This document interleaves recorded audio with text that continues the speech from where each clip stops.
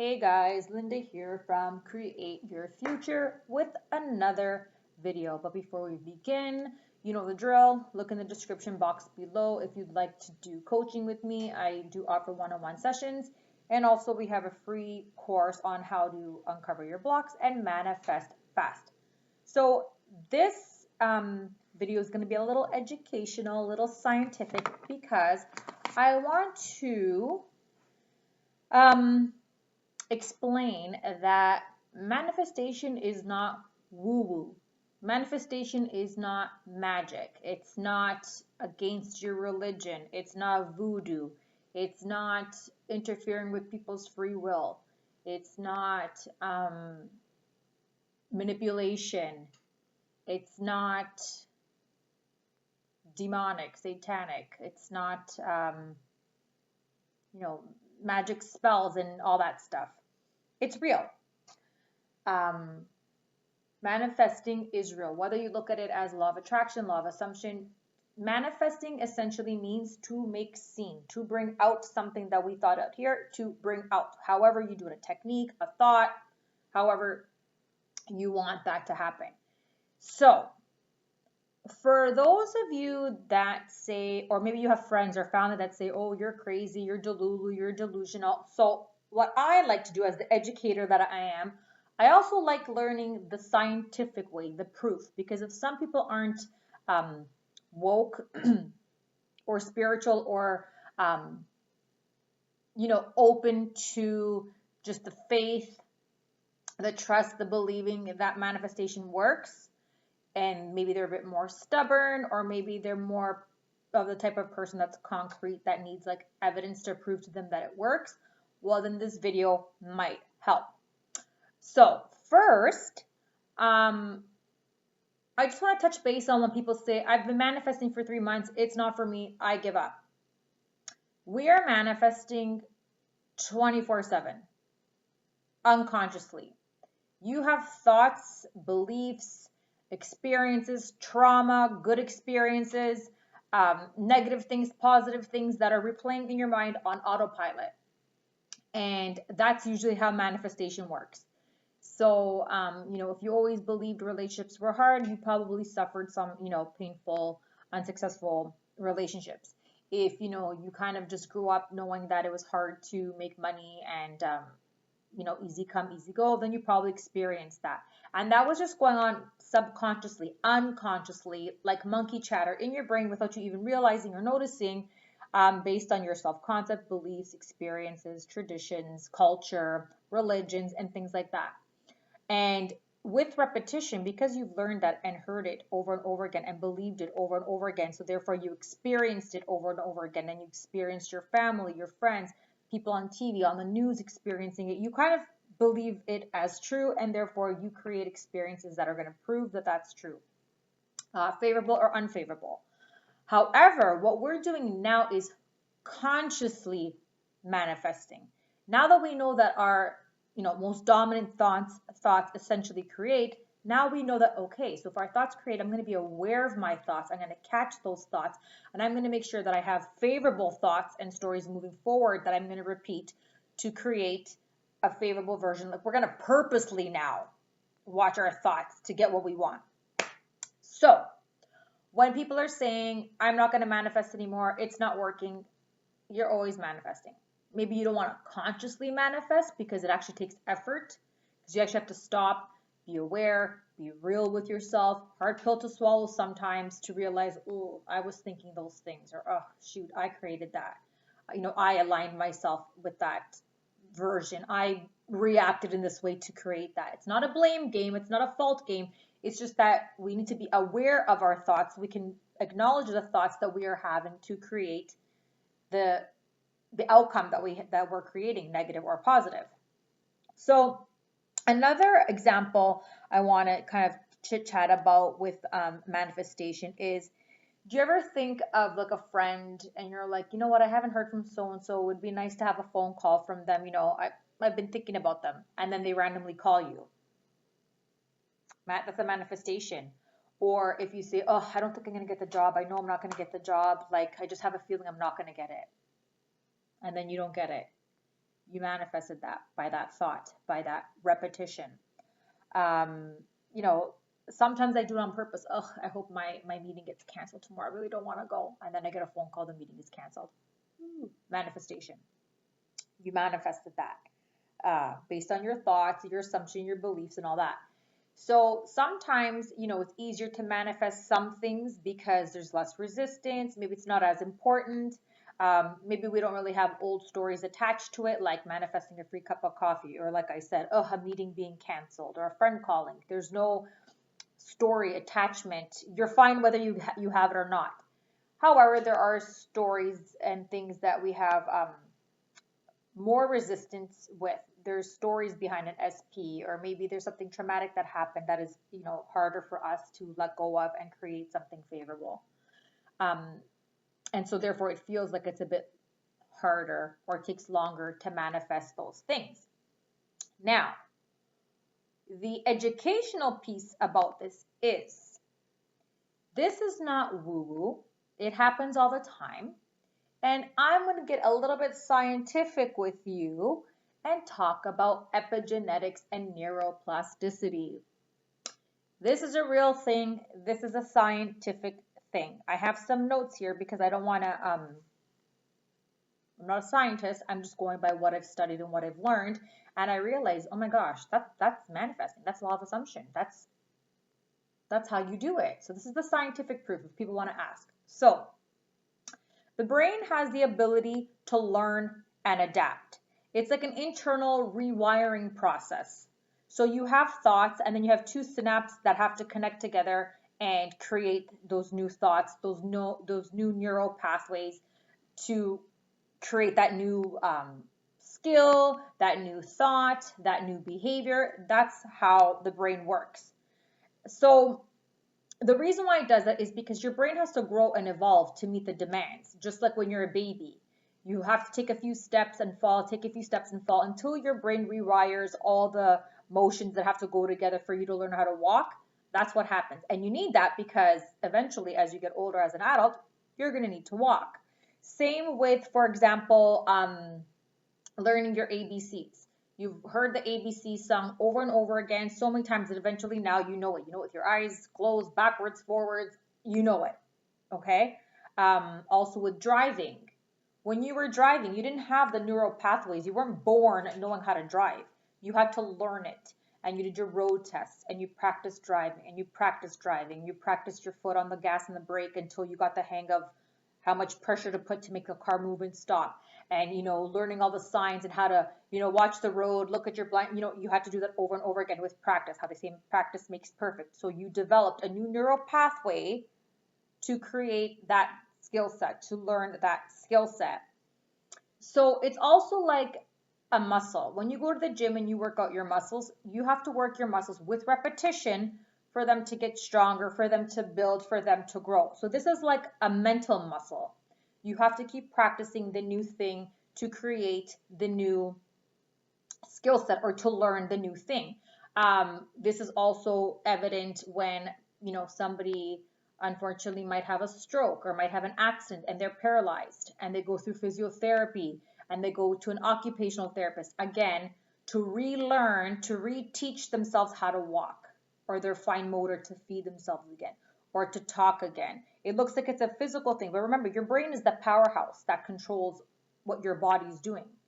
So you are rewiring with repetition that thing over and over again to learn that skill set again. So in saying that, this is how we manifest. It's the same thing. You have a neural pathway of money's hard to get, money's hard to get, money's hard to get. It rewired and fired in that way because with repetition, growing up, you heard money's hard to get. We lose money easily. You have to work really hard to get money. Or maybe in relationships. Men and women cheat. Relationships don't work out. My parents got divorced. My aunt and uncle got divorced. One of them cheated.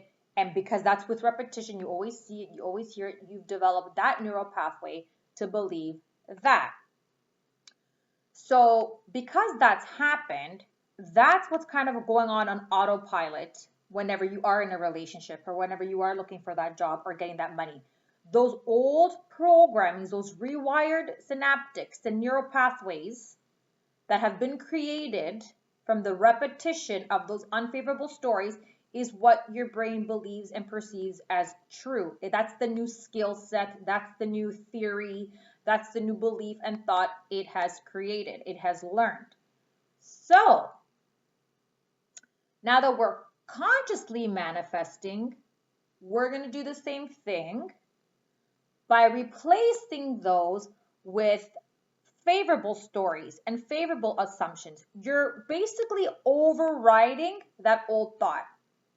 So if you are always thinking that men and women cheat, we're going to affirm or use another technique as a tool to affirm that relationships always work out. Men and women are faithful. I'm always in faithful relationships. But with practice and repetition, like the muscle, like learning your ABCs, like driving, you have to continue to repeat, repeat, repeat, repeat. That new idea, that new thought to override. You're not kicking out and forgetting that it's possible that people cheat. You're just going to override it. So there's a new neural pathway that connects, that is created. So now you have a new pathway that's going to make you say, oh, people are faithful in relationships. Relationships always work out.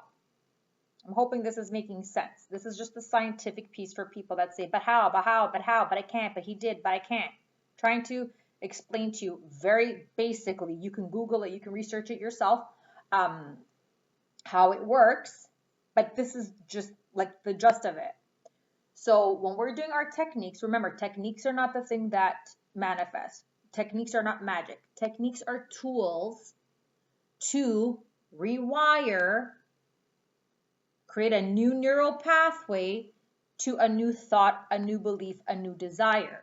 So just as you practice your ABCs all the time, or you repeat that movement in the gym all the time, or you get up and practice driving or walking all the time to learn that skill set, it's the same thing with manifesting a desire. We are going to retrain with repetition over and over again that new thought, that new belief. We're going to override the old neural pathway by creating a new one. That's what the brain does. The brain will continue to rewire and evolve and create to adapt. That's what it's meant to do.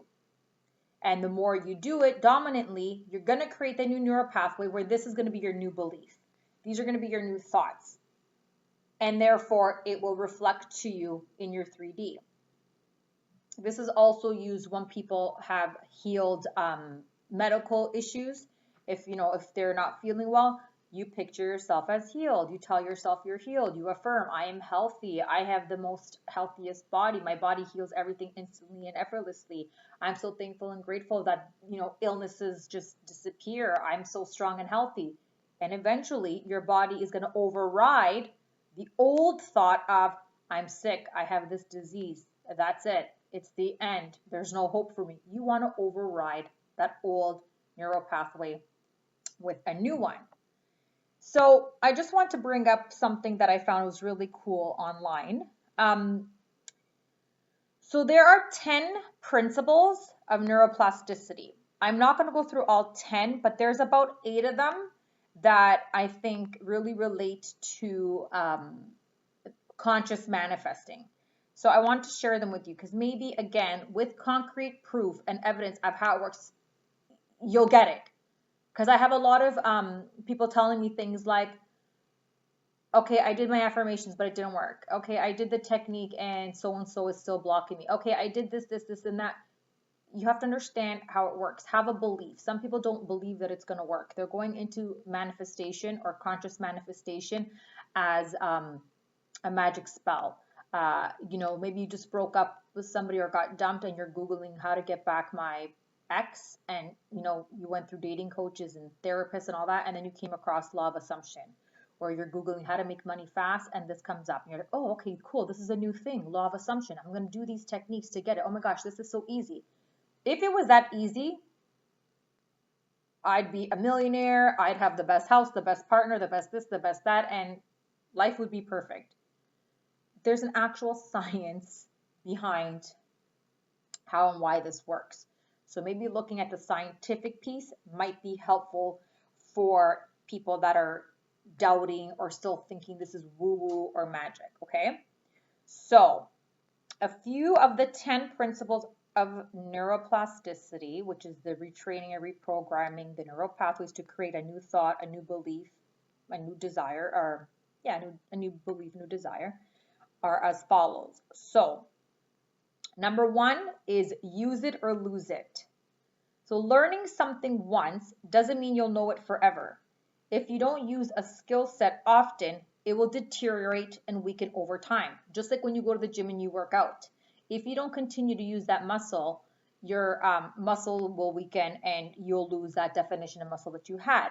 So this is how neuroplasticity works. If you don't do something often enough, you'll forget. Like I don't even think I know how to ride a bike or swim anymore because I haven't done that. So this is why repetition is key. You want to use that thought, use that neuroplasticity, use those techniques, keep that new skill set up and pumping so you don't forget it and you don't subconsciously slip back into the old thoughts and the old ways. Number 2, use it and improve it. So this is like practice makes perfect.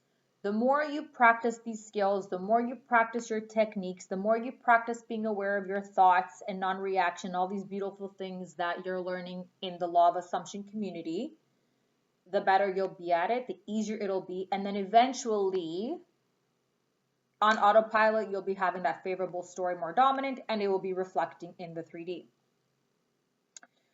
The third one is specificity. So be tactile in your approach. Focus on the exact skill you want to learn. This is why you have to be clear. Pick your desire. Choose that affirmation that's clear. It's easy to say, I'm loved, I'm wanted, I'm adored, this, and that.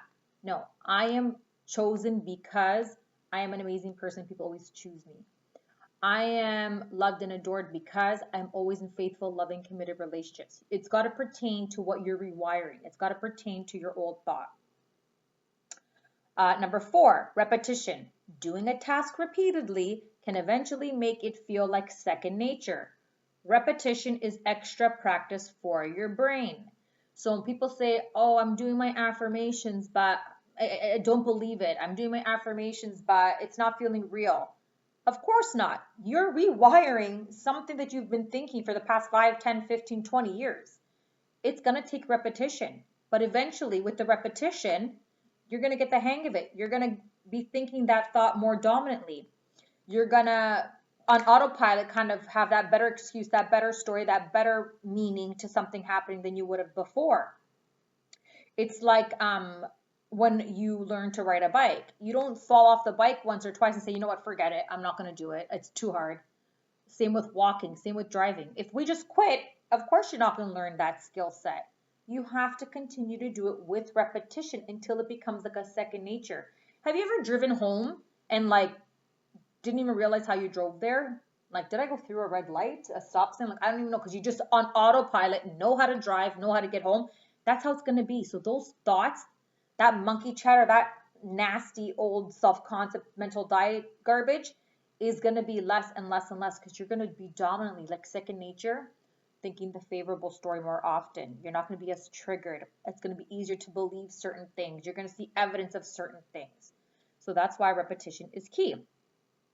The next thing is intensity matters. Go all in. A half-hearted effort often brings halfway results. I love this one. It's not just, I did my 10-minute affirmations every morning and I still don't see my desire. Or people do affirmations and techniques to get the thing, and then when they get the desire, SP's back, or they get the job, they stop everything. And then that's when SP leaves again, or that's when they lose the money that they got, or that's when the job that hired them is now, looking for new people and laying people off. So you have to go all in.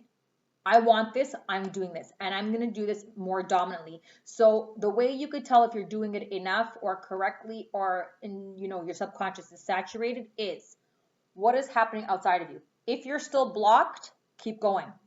If you still didn't get this job, keep going. If you got the job, if SP came back, then you're on the right track. Now we need to work to maintain it. We don't just stop, you work to maintain it. The next one says, Timing matters. So in this example, it says if you have a brain injury, don't delay on trying to rebuild pathways. Early action typically brings better results. So for example, let's start now. The earlier we're aware of our thoughts, the quicker we can manifest, the quicker the desire can come. For example, if SP doesn't call you and you say, he's probably busy, the phone died, she's probably on the phone with her friends, she'll call me soon. Right away, change that thought, change that thought, change that thought. Because if we dwell longer in, they didn't call, maybe they're losing interest, maybe there's someone else, and then you call your friend and say, SP didn't call me, what do you think? Should I call? Should I check, WhatsApp? Should I check if they're online? Okay, you call, see if he... Now you're just wasting time in that unfavorable thought, which is going to take longer. Timing matters. Let's get on those new thoughts right away. Catch them, observe them. Let them slide and replace them with the new one. And the last, let's see, salience matters. So basically, it states that you'll do better at something if it's truly meaningful to you. So commit yourself to the effort. If you really want SP, if you really want the job, come on, let's do this. Let's go gung-ho in this. Because if you stop consciously manifesting or you give up, you're giving up on yourself. You're going to repeat the same thing in another area of your life or with another SP because you're not changing or rewiring those thoughts that you had. So giving up, you're only giving up on yourself. And yeah, so basically that's that. The last two, I mean, I don't need to get into because they're not so relevant to our type of manifesting, what we're discussing as conscious manifestors. So I hope this gave you kind of an educational way, an educational lesson or a more scientific lesson to prove that manifestation works. Because like I stated earlier, for some people, it's too woo-woo and illogical and delulu for us to understand. And if you really truly don't understand how it works, you're going to always have that doubt and that it's woo-woo and it's not going to work. Who says this? This is magic. This is like, baloney, whatever. And if you're going into this already with doubts that it's not going to work, fears that it's not going to work, half-fasting it, it's not going to work. So now you have proof of how it works, how it's used on a more scientific, loosely scientific explanation on how this actually works. It's a real thing. Law of assumption, manifesting, however you want to look at it, is a real thing. You can Google neuroplasticity, you can Google epigenetics, you can look at stories like that if the Neville Goddard stories and the more spiritual kind of faith-based, trust-based stories are not as convincing, and then, that might make you realize how this works, give you a bit more confidence, and remove some of the doubt of how manifesting works. So I intend this hit the right audience and that this was helpful if you needed a bit more logical proof, because we're logical beings. We're meant to, we live life as I need to see it to believe it, when really it's believe it to see it. You believe it first in the 4D, and then it comes out in the 3D. However, some of us that are still in a more logical tip, that can't just jump into, Delulu is the Salulu of manifestation, might still need a little nudge of logic to kind of tiptoe into having trust and faith in the law. So on that note, I intend this video was helpful. If you need some more help or support, my info is down below to book a one-on-one session. And yeah, so until next time, happy manifesting.